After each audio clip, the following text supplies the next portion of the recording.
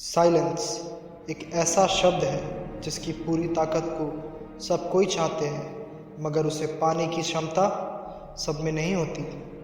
अगर आप समझ गए कि चुप रहने से आप क्या क्या कर सकते हो, तो आपको कोई कभी हरा नहीं सकेगा, ना ही कभी बेइज्जत कर सकेगा।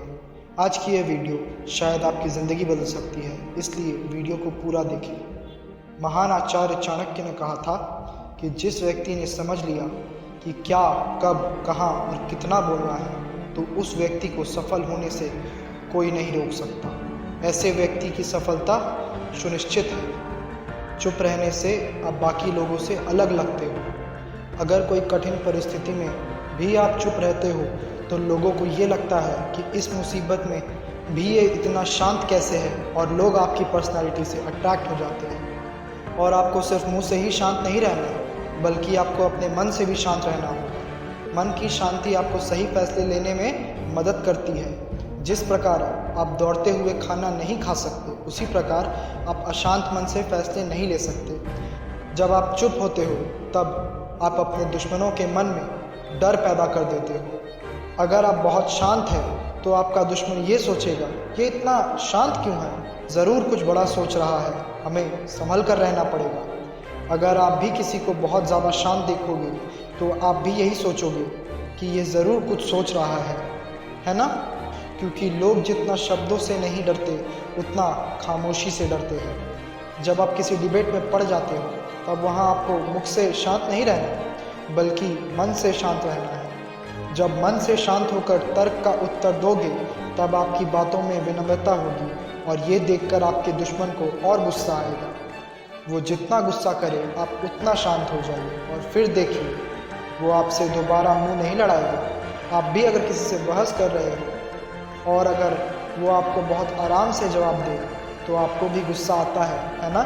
उसी प्रकार यहाँ पर आपका दुश्मन भी खुद को अपने गुस्से में ख़त्म कर लेगा, और आपकी इज्जत बाकी लोगों में और बढ़ जाएगी। शांति सिर्फ दूसरों को हराने के लिए ही नहीं, बल्कि खुद को काबू में करने के लिए भी इम्पोर्टेंट है। आपके मन में आ रहे हर सवाल का जवाब आपके दिमाग में ही है, बस देरी है तो उसे शांत मन से खोजने की। इससे जुड़ी एक कहानी मैं आपको सुनाता हूँ। एक बार एक किसान अपने खेत के पास एक कोठी में काम कर रहा था। काम करते वक्त उसकी घड़ी गुम गई। वो घड़ी उसके पिता ने उसे दी थी, इसलिए वह उस घड़ी को पागलों की तरह ढूंढने लगा। जब बहुत देर तक खोजने के बाद भी उसे वो घड़ी नहीं मिली, तब वो कोठी के बाहर खेल रहे बच्चों से कहा कि उसकी घड़ी ढूंढ दे, और घड़ी खोजने वाले को वो इनाम भी देगा।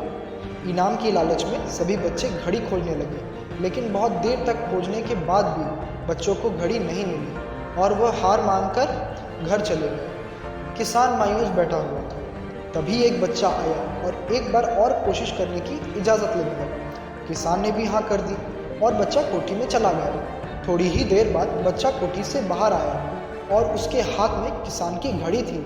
किसान ने सोचा कि जिस घड़ी को इतने सारे बच्चे इतनी देर में ढूंढ नहीं पाए, उस घड़ी को इस बच्चे ने इतनी जल्दी कैसे ढूंढ लिया। जब किसान ने ये बात उस बच्चे से पूछी, तो उसने कहा कि वो अंदर गया और एक किनारे में जाकर खड़ा हो गया, और ध्यान से घड़ी की टिक टिक सुनने लगा, और उसे घड़ी मिल गई। किसान ने उससे खुश होकर इनाम भी दिया। इस कहानी से हमें यह सीखने को मिलता है कि शांति हमारे मन और मस्तिष्क को एकाग्र करती है, और यह एकाग्रता मनोस्थिति जीवन की दिशा निर्धारित करने में सहायक है। इसलिए दिन भर में कुछ समय हमें अवश्य निकालना चाहिए, जब हम शांति से बैठकर मन कर सकेंगे। अन्यथा शोरगुल भरी इस दुनिया में हम उलझ कर रह जाएंगे। हम कभी ना खुद को जान पाएंगे, ना अपने मन को, बस दुनिया की भेड़ चाल में चलते चले जाएंगे।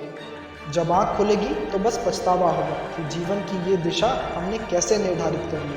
हम चाहते तो कुछ और थे, जबकि वास्तव में हमने तो वही किया जो दुनिया ने कहा।